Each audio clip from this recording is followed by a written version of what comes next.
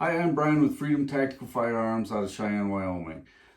I saw a video a couple weeks ago that was pretty disturbing, and I couldn't find it again to share it with everybody and give you my opinion on that. So just the other day it came across again. I was able to record it, and I'm going to do a voiceover showing you kind of what my opinion is and give a different take. A lot of the comments on that video were very anti-gun, and obviously I'm pro-gun.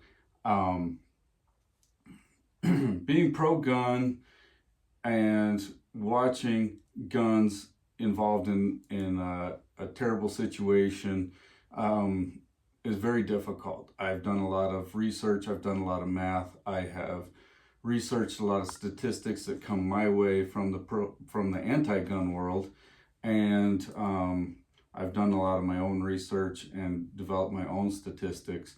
But I want to take this anti-gun video and dissect it a little bit and show why a good, responsible gun carrier could be a benefit inside that situation. Lately in society, in the last 25 years, schools have taught that guns are evil. You can't even do a finger gun without getting kicked out of school. They have shut down the idea of guns. They have made guns evil. They have painted that picture. Meanwhile, school shootings have gone up 900%. I think that when you take guns out of society completely and teach people that guns are evil, only evil people seek out guns. The rest of the world loses its healthy respect for guns and understands that they have a true purpose, a true use, and are recreational, and that they have a place in society with a good, healthy respect. You also lose a lot of people who are interested in protecting themselves and those around them. So you make softer targets for those who do seek to do evil. I'm going to go over to this video and talk about it. It's I don't know what the source of the video is. I think it took place in Florida. It was in a mall, and it's just, and I think it was just a false scare. I don't think anybody was really hurt in this video, but basically what happened is everybody's so afraid of a mass shooting that it caused a panic, even though I don't think that there was a shooter on site and on this day. I tried to jump right to the spot where it looks like stuff is starting to happen, and everybody is very inquisitive, looking around, trying to figure out what's happening. And then you see this mass exodus, everybody moving towards the door, semi-panicked, trying to get caught up, get out of there as quick as possible. My theory is there's suspect of a shooter in the building. Now, if you notice, this hallway narrows down right here towards the exit.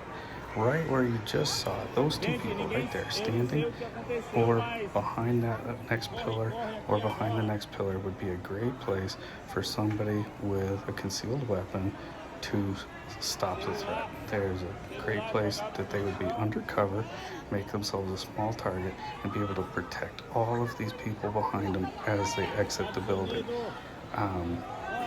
Also think about when there's nobody there to protect them, all these people grouped together going to one place, making it really soft target. So in conclusion, after watching that video, hopefully I was able to explain the location well enough. In conclusion, you want to find a stopping point, a funneling point, where if a shooter was to pursue, he would have to pass through that area. Find that stopping point, get into a hiding position. I would not suggest that you go after anybody and pursue after anybody. Even in home defense, I suggest that people kind of, if possible, if everybody in your family is like sleeping down the hallway. If possible, if you can find that stopping point and keep intruders separate from your family, or in a mass shooting situation or a public shooting situation, if you can find a stopping point and keep everybody from, or keep the shooter on one side of you and keep people fleeing on the other side of you, um, when you pursue, you're taking a risk. If you if you're capable, if the situation allows you to hold your ground, I suggest that. Hold your ground. Yes, there's still going to be people coming to you trying to flee, and they might be in a dangerous situation, but I suggest you just hold that position. Make yourself familiar with your surroundings. Get comfortable with your surroundings. In that situation, you can see that chest high area, perfect position to brace up and take a really steady shot. I'm sure the adrenaline would be pumping.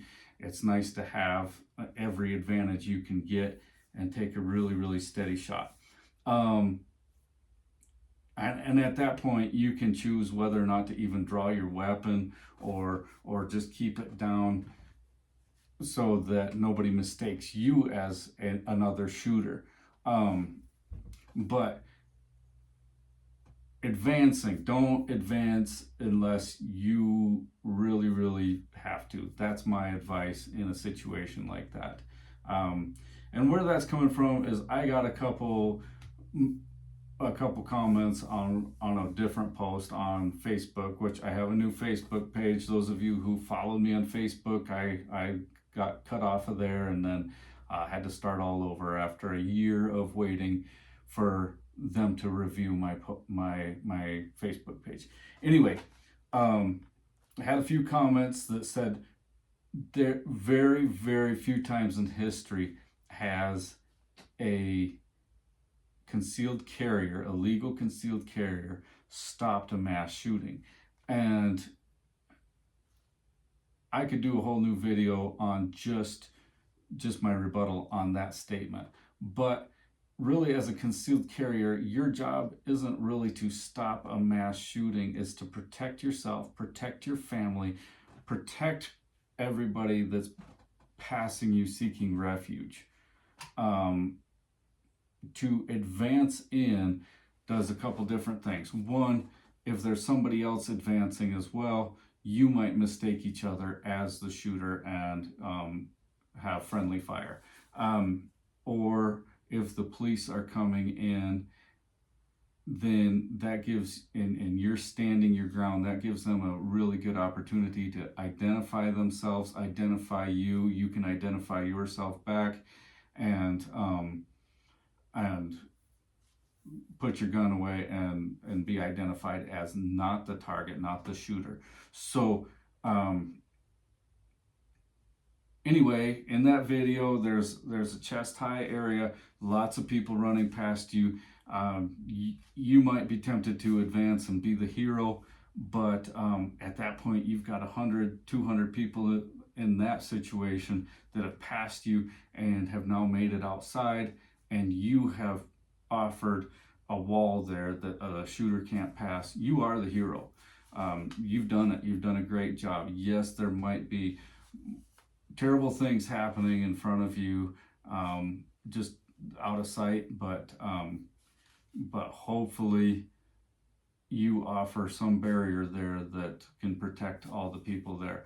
That's just my advice. That's I'm not a law enforcement. I'm not a trainer for concealed carry, but I have an opinion. And then going back to home defense, if you're able to get yourself between an intruder and your entire family, depending on the layout of your home, or if you're a married couple without children, drop back behind your bed there, use your mattress as cover, and just hold your ground, stand your ground. You have a great position to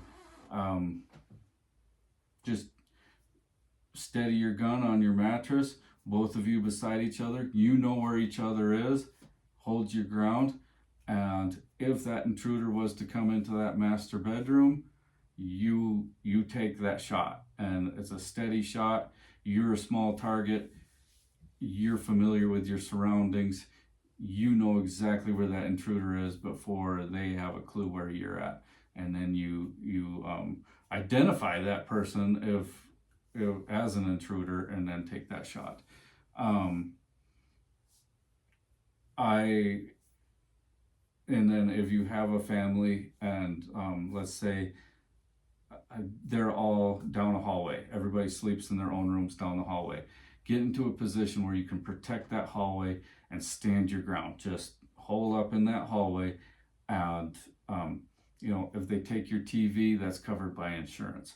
If they come down that hallway advancing towards your family and could potentially do them harm, identify them as an intruder and take that shot. Why do I say identify them as an intruder? I don't know that everybody coming into my house in the middle of the night is an intruder. Most people would know me well enough to identify themselves and call ahead. But let's say I have an adult son. Let's say he comes in late, and I wake up thinking there's an intruder in my house, but he's just coming in late, or came for a surprise visit and got in late, or something like that. I'm a big believer your home defense gun should have a tactical light on it, and lumens. I could go on about lumens. Don't overpower your home defense light. You don't want to wash everything out. You don't want to blind yourself when you turn that on.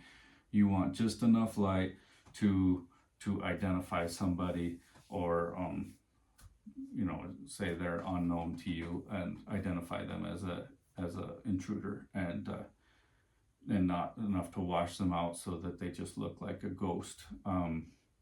Or you blind yourself and all you can see is the big light rings, and take a shot. Anyway, I think that's enough babbling for now, but just in conclusion to my conclusion, I'm a big fan of concealed carry. I think it prevents way more crime than we will ever know. Just the concept of somebody being able to defend themselves, a group being able to defend themselves, deters so much hate, so much crime. And if you're a concealed carrier, good for you. Keep it up. Thank you. Get training, train. Dry fire training in your home. I think that's your responsibility as a concealed carrier. But yeah, let's open up the discussion. Leave some comments for me, help me out. If you disagree, let's have that conversation. Every situation's different, of course, but yeah, please like and follow, and hopefully we'll have more of these discussions. Hopefully everybody's liking them, and we can continue on.